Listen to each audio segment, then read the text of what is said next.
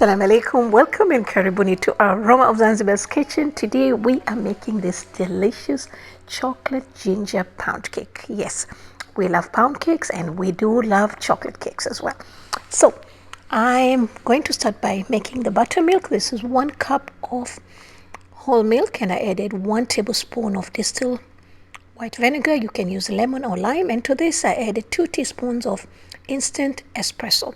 You can use any type of instant coffee that you have. I normally use coffee, especially the decaf, but I happened to find the instant espresso and I thought, let me try. All right, so we're just going to mix it well and keep it aside while we work with the rest of the ingredients. And for the dry ingredients, I have used 3 cups of all-purpose flour. That's about 375 grams. Just going to sift. So that's the other cup, and 1 cup of good quality cocoa powder. Whatever you can get, make sure it's a good quality. 1 teaspoon of baking powder and half a teaspoon of baking soda and half a teaspoon of salt, 1 tablespoon of ginger powder. All right, so we're just gonna sift this together.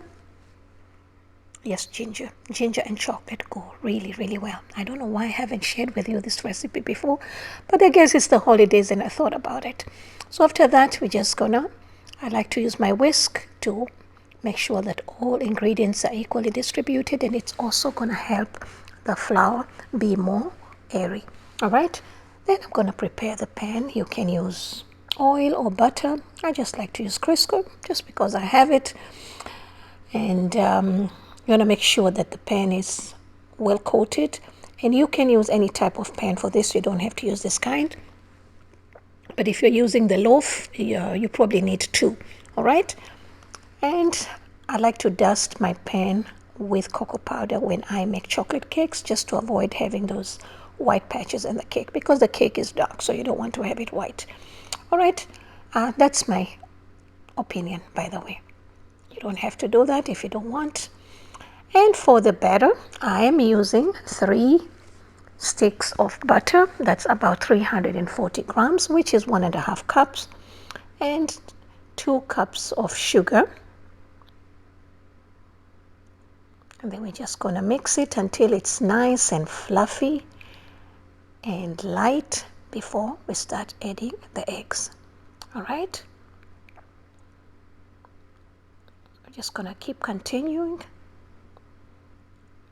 You have to scrap every now and then to make sure that all the ingredients are mixed well. All right, so now I'm going to start adding the eggs, and the eggs are in room temperature. I have used 5 eggs. You want to do 1 at a time, and once the yellow disappears, you keep adding the other one, all right, until they're finished. And some vanilla. I used 1 teaspoon, but you can go up to 2 teaspoons because we already have the ginger in this, so you know that's a flavor as well. All right, so we're just gonna scrap once the eggs are done, and now I'm going to start adding the flour and the liquid in the alternative motion. No, it's not motion, whatever it is. So now I've started with the flour, which is going to be in 3 batches, and the liquid is going to be into 2 batches. Okay, so then we're going to add the flour again and the liquid again. I don't like to mix it completely because I'm trying to avoid over mixing. Then you know we can finish at the end. Then this is my last batch, and that's it. Now I have got fresh ginger. I'm just gonna put it little at a time because I don't want it to be concentrated in one area.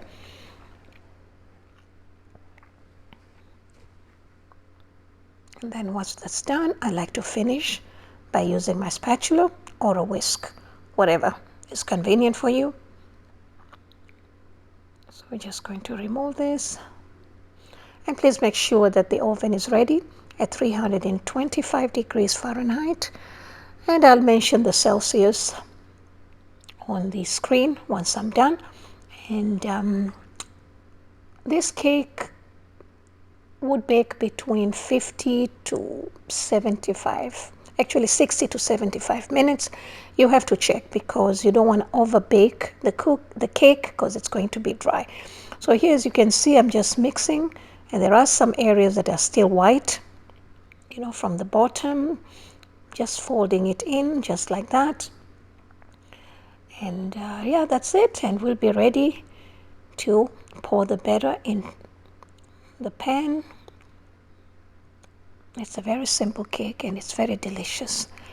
Now, you can serve this cake with chocolate ganache, which we normally do, but this time I wanted to try it with something else, and that's caramel, because I thought ginger and caramel goes very well. So we're going to try that, and I'll let you know how it is. All right. Okay, so this is ready.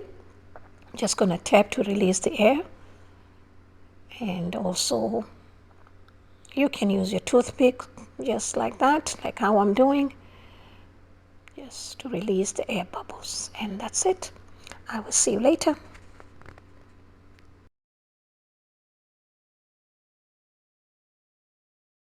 So now the cake is ready. I baked it exactly for 1 hour and 17 minutes. And you just want to let it cool for like 10 minutes, not completely cool before you release it. I've used a bamboo skewer. You can use a spatula, but nothing sharp, okay, because the cake is very soft. And then after this, you're gonna cool it completely before you serve it. Or maybe if you want to add any topping of your kind, whatever you like, ganache, or just dust it with powdered sugar, or some cream and fruits, whatever. But I served mine with salted caramel.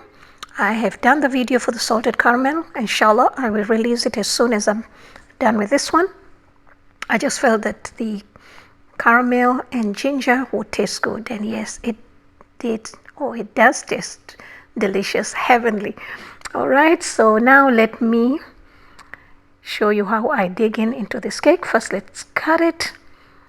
And while you're here, please do not forget to visit the description box so that you can get the ingredients and the measurements for this beautiful cake. It's dense yet very soft, and it's very, very rich. You can see it from the color. And you can serve this with your tea or coffee and some warm milk, whatever you like. All right, so thank you so much, and as always, I appreciate your support, and I wish you all a wonderful weekend. Now here's our cake. It's very soft.